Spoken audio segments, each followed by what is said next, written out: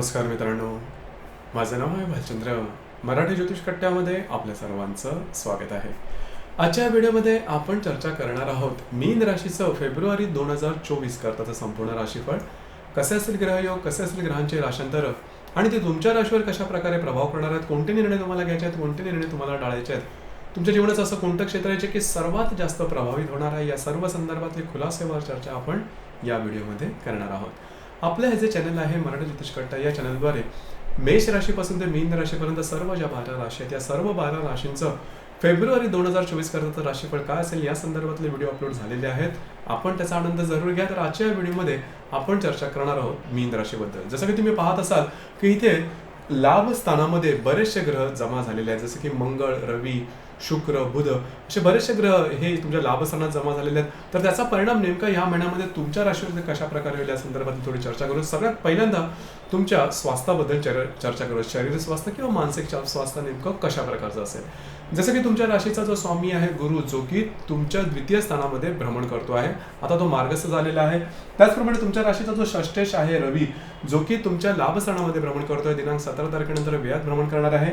आणि जो शुक्र आहे, हा शुक्र तो दशमात भ्रमण करतोय आणि दिनांक 12 तारखेनंतर तो तुमच्या लाभस्थानामध्ये भ्रमण करणार आहे. एकंदरीत सांगायचं झालं तर साधारणतः आरोग्याच्या संदर्भामध्ये फारसे काही मोठे प्रॉब्लेम कॉम्प्लिकेशन येणार नाही. फक्त एक गोष्ट महत्त्वाची आहे, मानसिकतेवरती थोडंसं नियंत्रण ठेवणं गरजेचं राहील. कारण तुमची जी रास आहे बरीचशी इमोशनल आहे, छोट्या मोठ्या गोष्टीचा अगदी खोलवर परिणाम तुमच्यावरती होतो आणि तुम्ही हृदयाने जास्त विचार करणारे आहात. म्हणजे तुमच्या राशीचं मेंदूपेक्षा हृदयाचं जे हे आहे ते थोडंसं जास्त आहे, तर तिथे थोडंसं लक्ष देणं गरजेचं आहे. छोट्या मोठ्या गोष्टींचा परिणाम होऊ देऊ नका, ही गोष्ट थोडीशी महत्त्वाची आहे. आणि सगळ्यात महत्त्वाचं म्हणजे तुमच्या खर्चांवरती थोडंसं नियंत्रण ठेवणं गरजेचं राहील.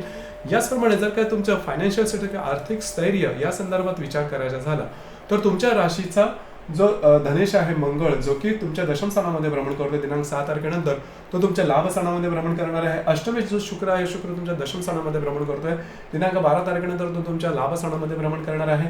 आणि जो लाभेश आहे शनी, जो की तुमच्या व्यय स्थानामध्ये भ्रमण करतो आहे, तो मार्गस्थ झालेला आहे.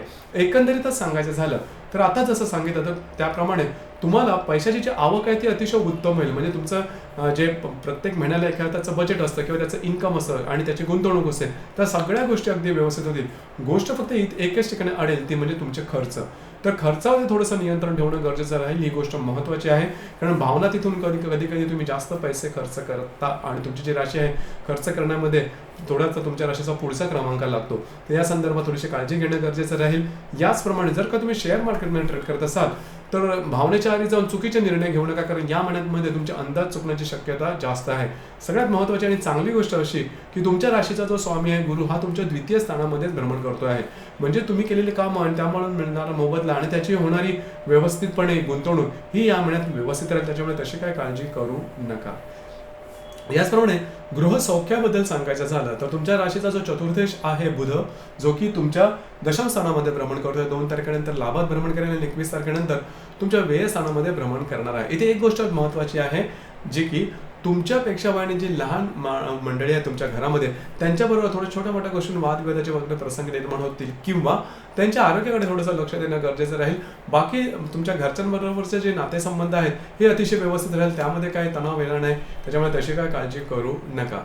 याचप्रमाणे दुसरी महत्त्वाची गोष्ट म्हणजे रिलेशनशिप किंवा प्रेम नातेसंबंध याबद्दल विचार करायचा झाला तर तुमच्या लाभस्थानामध्ये मंगळाचं भ्रमण आहे आणि हा जो मंगळ आहे, असं मंगळ सप्तम दृष्टीने तुमच्या पंचम स्थानाला पाहतोय. तर जर का तुम्ही कोणाच्या रिलेशनशिपमध्ये असाल तर छोट्या मोठ्या गोष्टीवर वादविवादाचे प्रसंग ज्याला आपण म्हणतो, अशा प्रकारचे काही अनुभव तुम्हाला येऊ शकतील.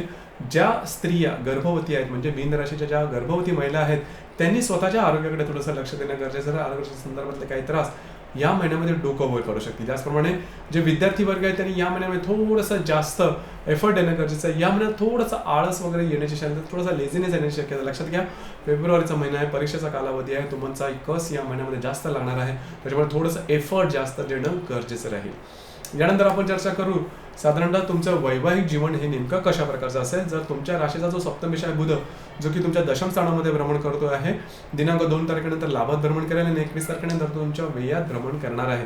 तर जर का तुम्ही विवाहित असाल तर वैवाहिक जोडीदाराचे नातेसंबंध अतिशय सुमधुर अशा प्रकारचे दिसून येतील. काय मोठे प्रॉब्लेम येणार नाही. मात्र साधारणतः 22-24 तारखेनंतरच्या कालावधीमध्ये तुमचे जे वैवाहिक जोडीदार आहेत त्यांच्याबरोबर त्यांच्या आरोग्याकडे थोडंसं लक्ष देणं गरजेचं आहे. मतवैचित्र असे काही प्रकार दिसून येतील, परंतु फारसं काही टोक गाठलं जाणार नाही. परंतु महत्त्वाचं म्हणजे त्यांच्या आरोग्याकडे लक्ष देणं गरजेचं राहील. याचप्रमाणे तुमचं जे करिअर आहे या संदर्भात विचार करायचा झाला तर तुमच्या राशीचा जो कर्मेश आहे गुरु, जो की तुमच्या द्वितीय स्थानामध्ये भ्रमण करतोय किंवा धनस्थानामध्ये भ्रमण करतो आहे, त्याच्यामुळे काळजी करण्याची आवश्यकता नाही. गेल्या 1.25 महिन्यामध्ये तुम्ही बघितलं असेल की ज्या ठिकाणी तुम्ही काम करता, नोकरी करता किंवा व्यवसाय करता, त्या ठिकाणचे जे सहकर्मी आहेत किंवा वरिष्ठ आहेत त्यांच्यावर काही छोट्या मोठ्या गोष्टी वादविवादाचे प्रसंग निर्माण झाले होते साधारण जानेवारी महिन्यामध्ये. परंतु ह्या महिन्यामध्ये असं काय होणार नाही. या महिन्याच्या पहिल्या आठवड्यानंतर बऱ्याचशा गोष्टी त्या निवळतील. त्याच्यामुळे कार्यक्षेत्राच्या संदर्भात काळजी करण्याची अजिबात आवश्यकता नाही. एकंदरीतच सांगायचं झालं तर किंवा अगदी मोठा विचार करायचा झाला तर थोडंसं आरोग्याच्या संदर्भात तुमचं जी मानसिकता किंवा स्ट्रेस घेण्याची सवय आहे तिथे थोडंसं लक्ष देणं गरजेचं राहील. त्याचप्रमाणे वैवाहिक जे जोडीदार आहेत त्यांच्या आरोग्याकडे थोडंसं लक्ष देणं गरजेचं राहील. जर तुम्ही शेअर मार्केटमध्ये ट्रेड करत असाल तर मोठी रिस्क घेऊ नका.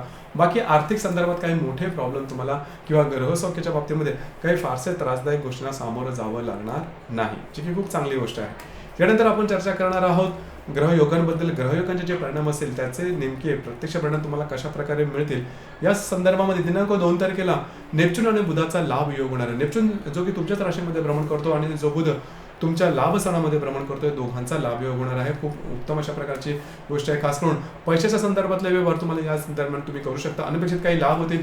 मित्र परिवाराकडून काही चांगल्या सूचना तुम्हाला मिळतील, काही चांगल्या गायडन्स मिळतील. विवाहित असेल तर वैवाहिक जोडीदाराचे नातेसंबंध सुद्धा चांगल्या प्रकारचे दिसून येतील. याचप्रमाणे दिनांक 7 तारखेला मंगळ आणि नेपच्यूनचा लाभ योग होणार आहे. याचप्रमाणे शुक्र आणि हर्षलचा त्रिकोण योग सुद्धा होणार आहे.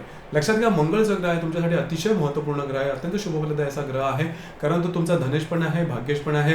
तो तुमच्या लाभ स्थानामध्ये भ्रमण करतो, तिथून तो नेपच्यून बरोबर लाभ योग करणार. त्यामुळे पैशाच्या संदर्भात काही उत्तम लाभ 7 तारखेच्या आसपास तुम्हाला निश्चित होतील. मित्रपरिवाराकडून सुद्धा काही चांगल्या तुम्हाला सल्ले वगैरे मिळू शकतील, ती सुद्धा खूप चांगली गोष्ट राहील. याचप्रमाणे काही चांगले इन्व्हेस्टमेंट सुद्धा या दरम्यान होऊ शकतील. याचप्रमाणे शुक्र आणि हर्षलचा जो त्रिकोण तुमच्या दशम आणि द्वितीय स्थानामधून होणार आहे, तो सुद्धा अतिशय उत्तम राहील. ज्या ठिकाणी तुम्ही काम करता, नोकरी करता किंवा व्यवसाय करता त्या ठिकाणी जे सहकर्मी असेल त्याच्याकडून तुम्हाला चांगल्या प्रकारचे काही लाभ मिळतील किंवा तिकडचे जे वरिष्ठ असेल त्यांच्याकडे सुद्धा कौतुकाची थाप तुम्हाला नक्की मिळेल किंवा मल्टिपल सोर्सेस ऑफ इन्कमच्या संदर्भात काही नवीन संधी तुम्हाला मिळू शकतील. याचप्रमाणे दिनांक 17 तारखेला बुध आणि हर्षलचा केंद्र योग सुद्धा होणार आहे. हा थोडासा महत्त्वपूर्ण राहील. हर्षल जो की तुमच्या द्वितीय स्थानामध्ये भ्रमण करतोय, जो बुध तुमच्या लाभ स्थानामध्ये भ्रमण करतोय, दोघांचा केंद्र योग येणार आहे. पैशाच्या संदर्भातले जे कागदोपत्री व्यवहार आहेत या संदर्भात थोडीशी काळजी घेणं गरजेचं राहील. ते चुकण्याची शक्यता राहील किंवा कधी कधी तुमची जी रास आहे थोडीशी ट्रस्टवर्दी आहे, समोरच्यावरती लवकर विश्वास ठेवते आणि त्या विश्वासाच्या संदर्भात आणि ते विश्वासामुळे म्हणजे असा अंधविश्वास तुम्ही ठेवला गेला त्यामुळे त्रास होतील. थोडीशी काळजी घेणं किंवा अलर्ट राहणं गरजेचं आहे. पैशाच्या संदर्भात या महिन्यामध्ये थोडंसं तुम्हाला अलर्ट राहावंच लागेल. याचप्रमाणे दिनांक 22 तारखेला मंगळ आणि शुक्राची युती होणार. अतिशय उत्तम अशा प्रकारची ही युती राहील. खरं तर शुक्र जो ग्रह आहे तुमच्या राशीचा नंबर 1चा अशुभ ग्रह आहे, कारण तुमच्या राशीचा स्वामी गुरु आणि शुक्र हे नैसर्गिक शत्रू ग्रह आहे. तरी सुद्धा शुक्र अष्टमेश आहे, तृतीयेश आणि मंगळ जो आहे आता सांगितल्याप्रमाणे तुमचा धनेश आहे किंवा भाग्येश आहे, तर दोघांची जी युती आहे तुमच्या लाभ स्थानामध्ये होणारी ही पैशाची आवक तुमची उत्तम प्रकारे वाढवेल. काही चांगले उत्तम लाभ तुम्हाला या दरम्यान होऊ शकतील. याचप्रमाणे दिनांक 28 तारखेला रवी आणि शनीची युती होणार आहे तुमच्या व्ययस्थानामध्ये. आता ही जी युती आहे ही त्रासदायक आहे. लक्षात घ्या, शनी हा तुमचा शत्रुग्रह आहे, रवी हा सुद्धा तुमचा षष्ठ शत्रुग्रह. दोघांची युती या दरम्यान म्हणजे रवी शनीची युती ही जी 22 तारखेला होणार आहे, म्हणजे खर्चावर थोडंसं नियंत्रण ठेवा, आरोग्याकडे लक्ष देणं गरजेचं राहील. याचप्रमाणे या दरम्यान कुठल्याही प्रकारचं कर्ज वगैरे काढू नका. फायनान्शियल म्हणजे आर्थिक संदर्भात कुठलेही महत्त्वपूर्ण निर्णय किंवा कागदोपत्री व्यवहार यापासून जपून राहा. तुम्ही या संदर्भामध्ये फसले जाण्याची शक्यता आहे. लक्षात घ्या, तुमची जी राशी आहे 7.5ची सुरुवात आहे आणि सुरुवातीला आपण अशा प्रकारे अलगद काही गोष्टीमध्ये अडकतो की त्याचे परिणाम पुढचे 4-5 वर्ष भोगावे लागतात. तर त्या अनुषंगाने अशा प्रकारचे काही परिस्थिती तुमची तुम्हाला येईल, तर थोडंसं जसं मी मगाशी सांगितलं की अलर्ट राहणं, सजग राहणं गरजेचं राहील. याचप्रमाणे दिनांक 29 तारखेला बुध आणि गुरुचा लाभ योग होणार आहे. गुरु जो की तुमच्या लाभ स्थानामध्ये द्वितीय स्थानामध्ये भ्रमण करतो, जो बुध तुमच्या व्ययात भ्रमण करणार आहे, त्या दोघांचा लाभ योग होणार आहे. काही चांगले लाभ वगैरे होतील. सगळ्यात महत्त्वाचं म्हणजे तुमचं या दरम्यान फिरणं वगैरे जास्त होईल. याचप्रमाणे या महिन्याची जी अमावस्या आहे ती तुमच्या लाभ स्थानात आहे मकर राशीमध्ये आणि जी पौर्णिमा आहे ती 24 तारखेला आहे. तर अमावस्या आणि पौर्णिमेच्या दरम्यान रविचंद्राचं आकर्षण असतं पृथ्वीकडे हे थोडंसं जास्त प्रमाणात असतं, त्यामुळे आपण जास्त भावना देत होतो. मुळातच तुमची जी रास आहे ही इमोशनल आहे, म्हणजे सगळ्या राशीमध्ये सर्वात जास्त इमोशन तुमच्या राशीमध्ये आहेत. आणि जर काय आणि अमावस्या पौर्णिमेला त्याचा तुम्हाला अनुभव निश्चित येत असेल तर साधारणतः अमावस्या आणि पौर्णिमेला कुठल्याही प्रकारचे महत्त्वपूर्ण निर्णय घेऊ नका. असे निर्णय की जेणेकरून तुमच्या आयुष्याची दिशा बदलेल, किंवा असे निर्णय कोणा वादविवादामध्ये जाणं किंवा कागदोपत्री व्यवहार यापासून थोडंसं सावध राहणं गरजेचं राहील. तर मित्रांनो, हे होतं मीन राशीचं फेब्रुवारी 2024 करताचं संपूर्ण राशीफळ. आपल्याला राशीफळ कसा वाटला, आपण त्याचा अनुभव कशा प्रकारे घेतला नक्की कळवा. आणि आपले जे चॅनल आहे मराठी ज्योतिष कट्टा हे सुद्धा लाईक शेअर आणि सबस्क्राईब नक्की करा. धन्यवाद.